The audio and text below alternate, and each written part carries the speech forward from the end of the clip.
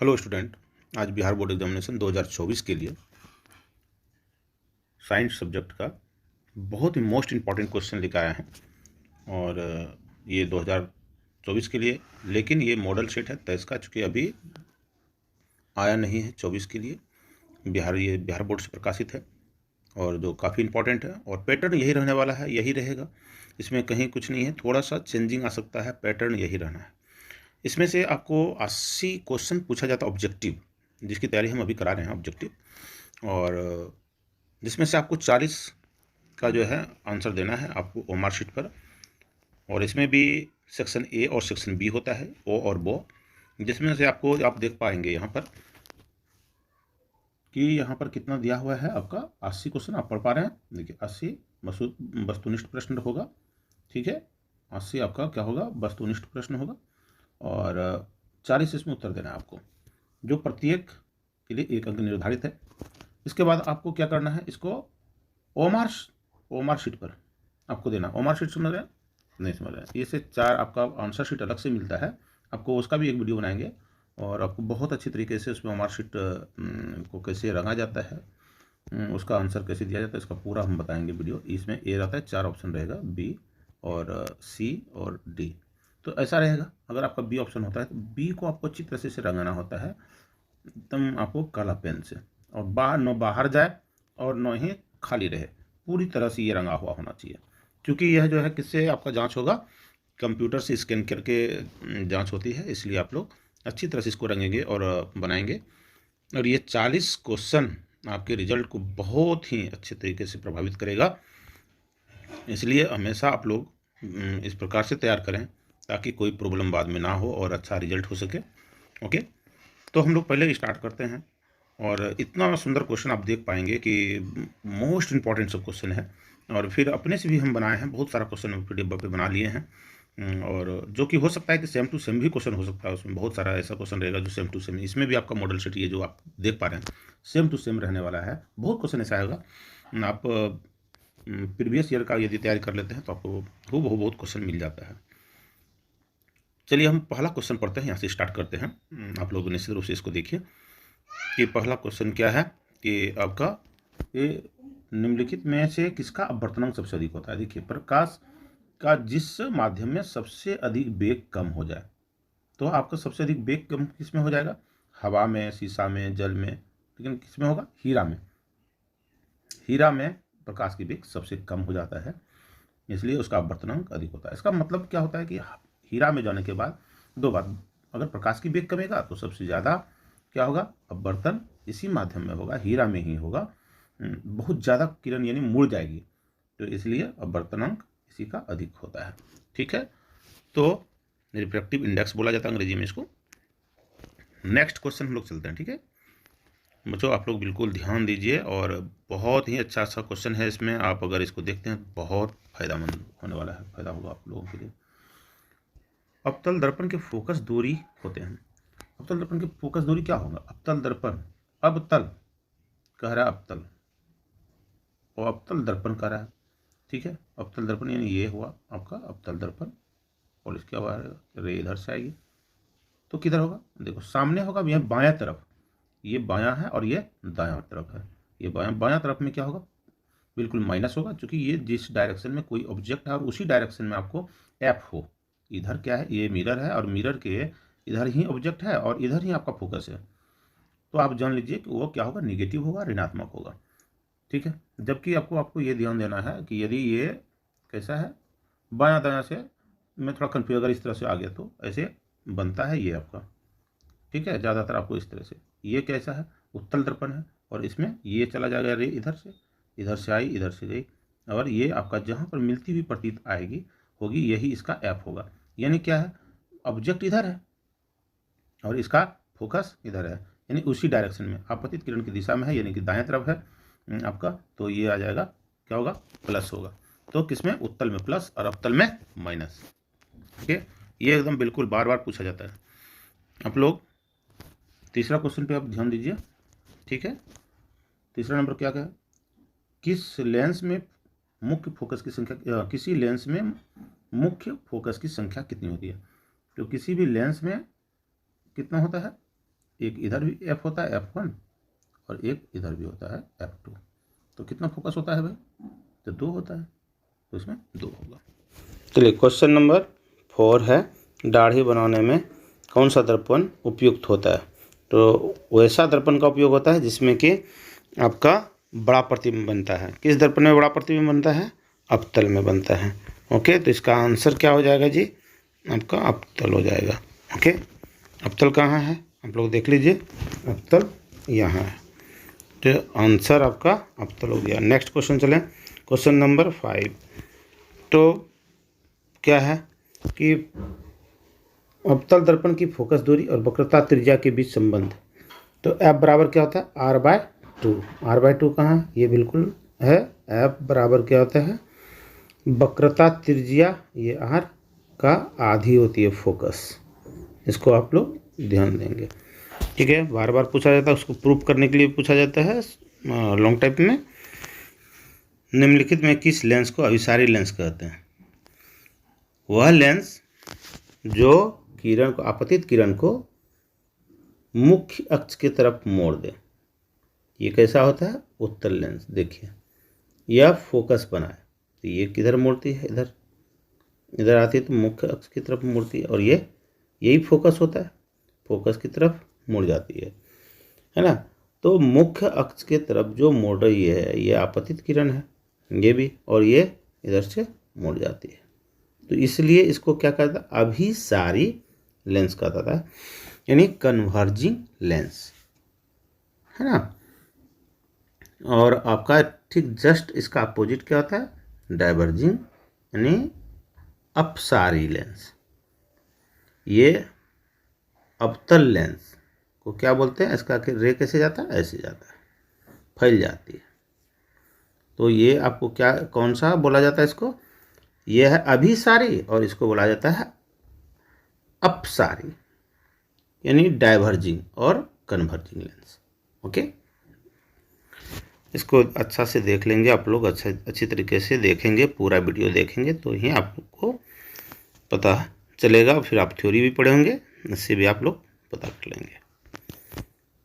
चलिए, दृश्य प्रकाश किस वर्ण का तरंगदैर्घ्य न्यूनतम होता है? दृश्य प्रकाश में किस वर्ण का तरंगदैर्घ्य न्यूनतम होता है? तो आप लोग यहाँ देखें, किसका होता है? बैगनी का सबसे कम होता है।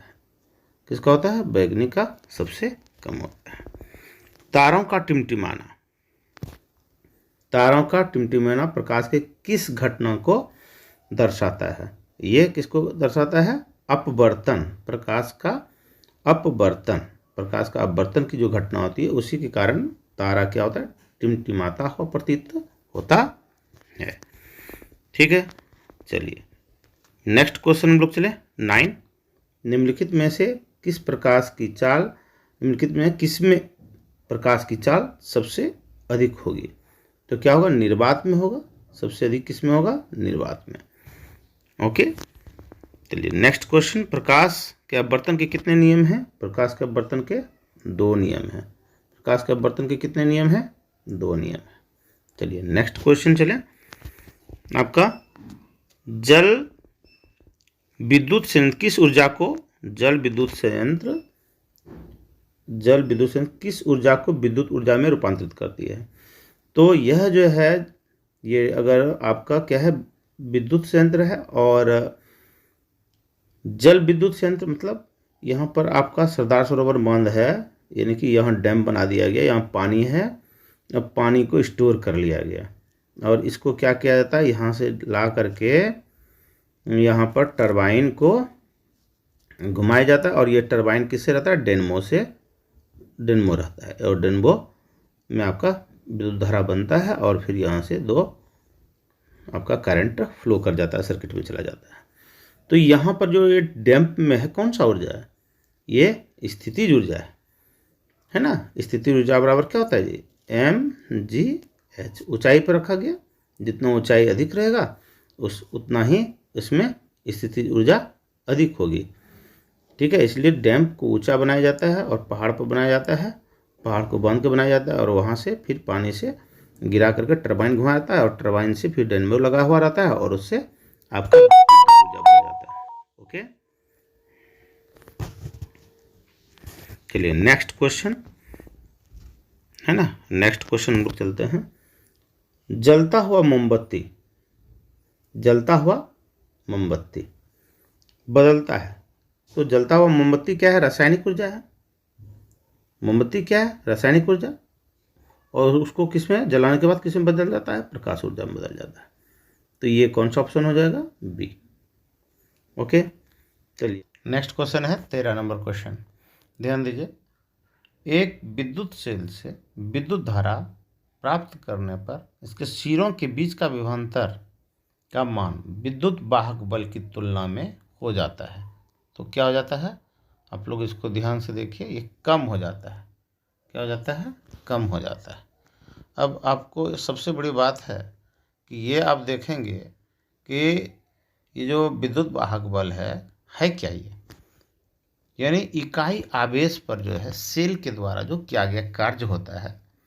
इकाई आवेश, कोई आवेश को जिसके कारण से फ्लो करेगा, उस पर कोई कार्य करेगा, कोई बल कार्य करेगा। तो जो कार्य करेगा इकाई आवेश के द्वारा, आवेश ही फ्लो करता है, तभी आपका करंट मिलता है। तो ये जो होता है उसी बल को हम लोग क्या कहते हैं? विद्युत वाहक बल। सेल द्वारा किसी आवेश पर किया गया कार्य है ये। ओके, और ये क्या होता है? विभवांतर से बिल्कुल अधिक होगा। यानी यहाँ पर लेकिन क्वेश्चन क्या कर रहा है? उल्टा कर रहा है, इसीलिए कम होगा इसका आंसर।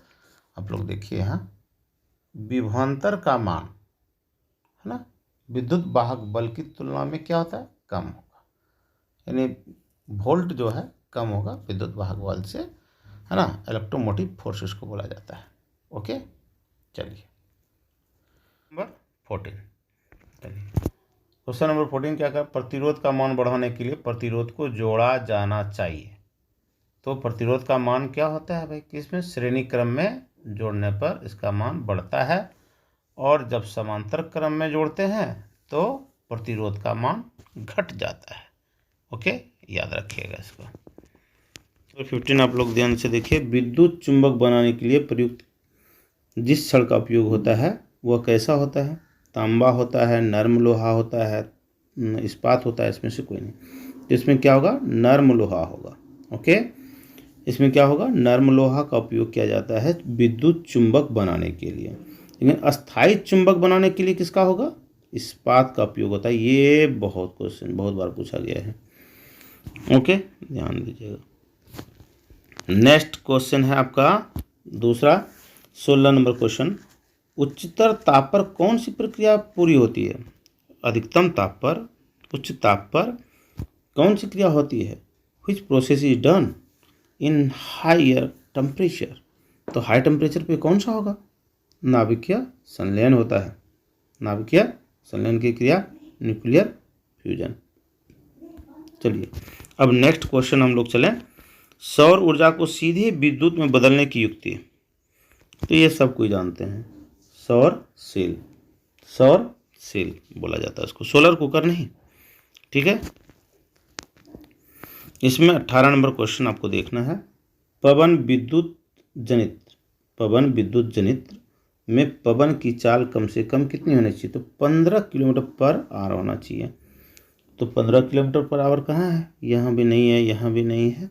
तो ये 12 से अप्रॉक्सीमेट 12 से 14 दिया है, तो यही आपका दे सकते हैं 15 किलोमीटर होना चाहिए।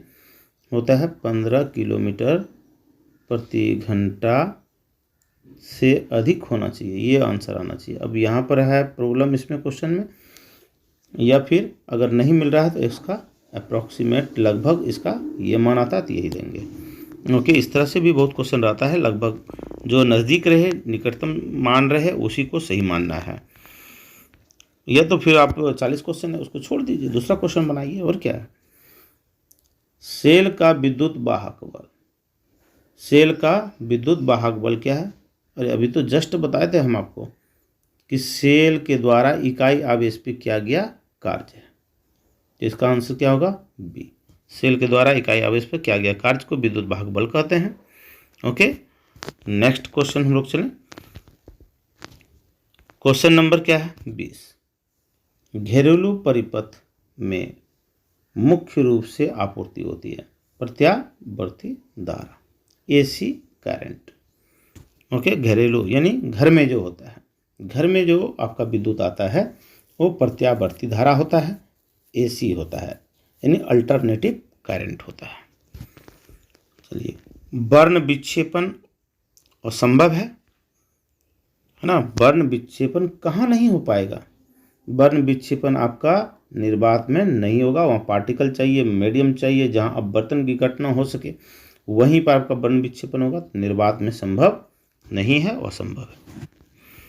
चलिए, वायु में रखा एक कांच का प्रिज्म आपतित कोण को मोड़ देता है। वायु में रखा एक कांच का प्रिज्म आपतित किरण को नीचे की तरफ, है ना, ये प्रिज्म है, अगर ये वायु में रखा हुआ है और यहाँ से जब आएगा तो ये हो जाएगा और फिर ऐसे मोड़ देगा, ठीक है। तो नीचे की तरफ, इसका क्या होगा आंसर? नीचे की तरफ। चलिए नेक्स्ट क्वेश्चन हम लोग चलें। 23 नंबर आपका आ जाता है। इसमें अब देखिए 2, ये क्या है? ऑक्सीडेशन अभिक्रिया है। Zn है, जास्ता है और ऑक्सीजन है, और ये ZnO बना रहा है, यानी जास्ता ऑक्साइड, जिंक ऑक्साइड बना रहा है। तो ये क्या होगा? उपचयन यानी ऑक्सीडेशन। अगर आपको उपचयन और ऑक्सीडेशन यानी ऑक्सीकरण में दिक्कत हो, या उपचयन देता है, और ऑक्सीकरण भी नाम है हिंदी में इसका। ऑक्सीकरण नहीं समझ में आया तो इंग्लिश में देखिए ऑक्सीडेशन लिखा रहा था, इसमें कोई बदलाव नहीं होता। हिंदी में 2 नाम है, उपचयन और ऑक्सीकरण। ओके, नेक्स्ट हम लोग चले। खाने का सोडा का रासायनिक सूत्र। खाने का सोडा का रासायनिक सूत्र क्या है? Sodium bicarbonate. ओके। कमरे के ताप पर द्रव की अवस्था में रहने वाला धातु, ये तो सब कोई जानते हैं, कौन है? पारा है, यानी मरकरी है। कमरे के ताप पर द्रव की अवस्था में पारा।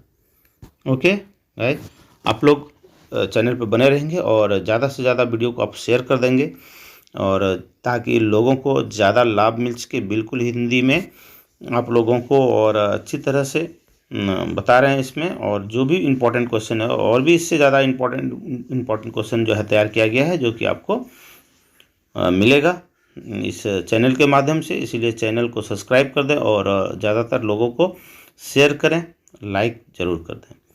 Thank you.